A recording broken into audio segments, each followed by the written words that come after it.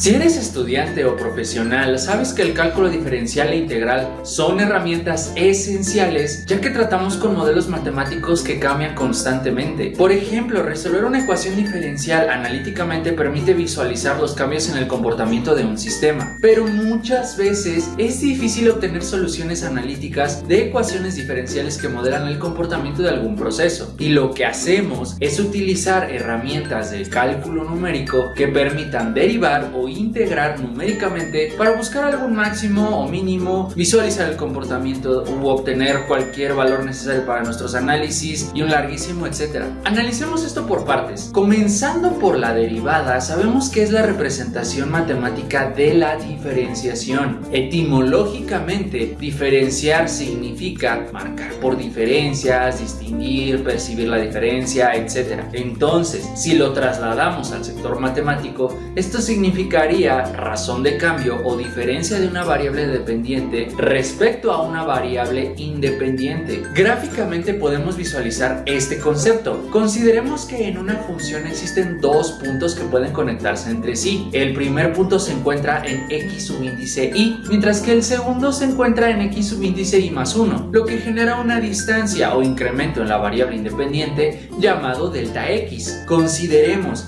que la distancia entre ambos puntos es proporcional tanto en el eje X como en el eje Y. Entonces, esto significa que existe una distancia o incremento delta Y que permite unir a ambos puntos sobre el eje Y. Así se forma un triángulo rectángulo del cual podemos conocer la inclinación de la hipotenusa, obteniendo la tangente del ángulo, que es la razón de cambio entre el cateto opuesto y el cateto adyacente. Ambas deltas se pueden reescribir como la diferencia entre el valor de la función en ambos puntos dividido entre el incremento o tamaño de paso delta x. Conforme este incremento o tamaño de paso sea tan pequeño que tienda a cero, los puntos estarán tan cercanos entre sí que la recta será tangente al punto x subíndice y. A este se le conoce como la interpretación geométrica de la derivada. Entonces, la derivada podría interpretarse de dos maneras. La primera como la razón de cambio de una función respecto a la razón de cambio de una variable, o como la recta tangente a un punto de la misma función. Observa que este análisis se realizó respecto a una variable que fue x, aunque puede extenderse a funciones con múltiples variables, pero solamente se puede derivar respecto a una cada vez. Por ejemplo, imagina que tienes una función con dos variables, x y su derivada respecto a x incluiría incrementos solamente en esta variable, mientras que su derivada respecto a y incluiría incrementos en y. Esta es la forma numérica de una derivada parcial. Lógicamente no veríamos una recta tangente a una curva, sino un plano tangente a una superficie. Pero esto es tema de cálculo vectorial,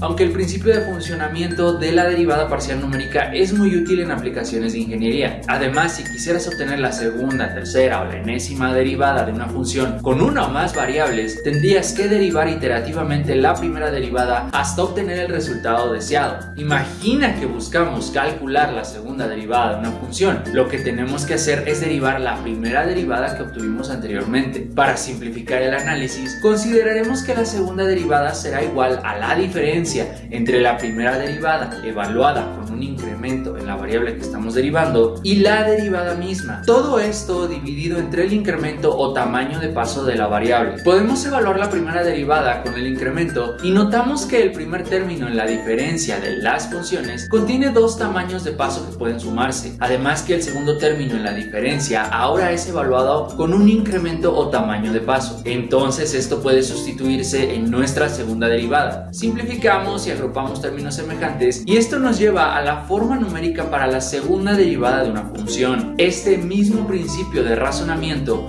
puede extenderse a la segunda derivada parcial numérica y a la enésima derivada de una función. Solamente hay que evaluar las derivadas previas y simplificar sus resultados. Todo esto es la forma más simple para calcular derivadas numéricas. Incluso estos conceptos pueden ser utilizados para resolver ecuaciones diferenciales o analizar máximos y mínimos o cualquier otro problema de cálculo numérico. Además, si ya conocemos los principios que rigen la diferenciación numérica, podemos conocer la integración numérica de una forma similar. Considera que una función con una variable independiente genera una curva. La gran pregunta es, ¿cómo podríamos conocer el área bajo esta curva? Podríamos dividir esta área en diferentes figuras geométricas, similar a un tangram, de las cuales podamos calcular su área de forma individual y luego sumarlas para así obtener un resultado. Pero recuerda que los métodos numéricos resuelven problemas complejos utilizando operaciones aritméticas básicas, por lo que dividir el área en diferentes figuras geométricas podría complicar el análisis si existen regiones excéntricas o algún tipo de comportamiento que haga esto un poco más difícil. Lo más sencillo es dividir la región en n rectángulos o intervalos cuyas dimensiones están definidas por la variable independiente y el valor de la función en estos puntos. Por ejemplo, uno de los intervalos tiene una base con dimensiones delimitadas por x subíndice y x subíndice y más 1. Esto genera un incremento o tamaño de paso delta x, tal como ocurre con el tamaño de paso de la derivada. Además, su altura estaría definida por el valor de la función en el punto x y, ya que es donde el rectángulo toca la recta. Con estos datos es posible calcular el área del rectángulo, y ya que buscamos calcular el área total de una región con múltiples rectángulos, podemos generalizar este análisis como la sumatoria de las áreas de todos los intervalos o todos los rectángulos. A este cálculo se le conoce como suma superior, ya que una pequeña región del rectángulo queda por encima de la curva, pero aún así es considerada dentro de la sumatoria. Además que esto se extiende para todos los rectángulos que se encuentran dentro de la región de análisis. Esas porciones parecen un triángulo rectángulo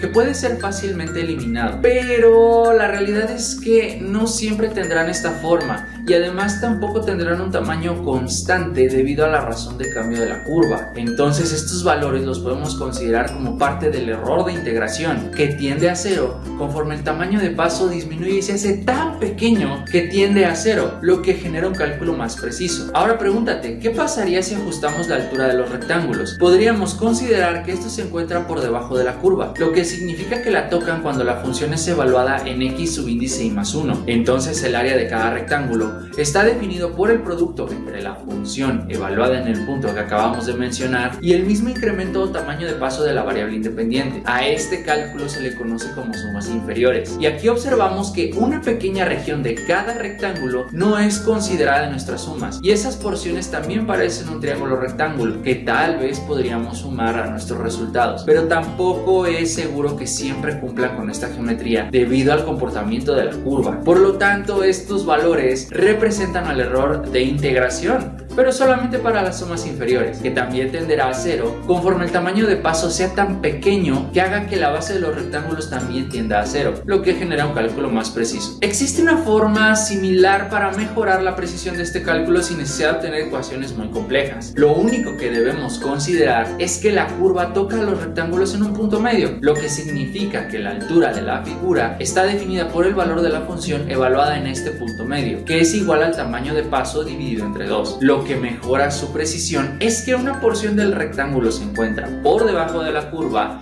y otra se mantiene por encima de ella, lo que tal vez compense el error ya que las porciones son casi idénticas entre sí. ¿Notas cómo todos estos tipos de sumatorias son similares a una integral analítica? Esto nos permite comprender que la integración es la representación de una serie de sumas sucesivas que permiten conocer el área bajo una curva. Pero ¿por qué la diferenciación o integración analíticas dan como resultado otra función completamente distinta? Recuerda que ambas son una transformación lineal, es decir, es un mapeo o relación entre dos espacios que conserva las operaciones básicas en ambos. De forma más simple, este mapeo o relación significa que si tenemos un objeto hecho para ser manejado con la mano derecha, por ejemplo unas tijeras, fabricaremos el mismo objeto para que pueda ser manejado con la mano izquierda. Ambos parten del mismo molde, pero su forma y funcionamiento tal vez cambiarían ya que se utilizan con diferentes manos. Entonces una derivada o una integral parten de una función y se transforman a otra cuya forma y funcionamiento cambian,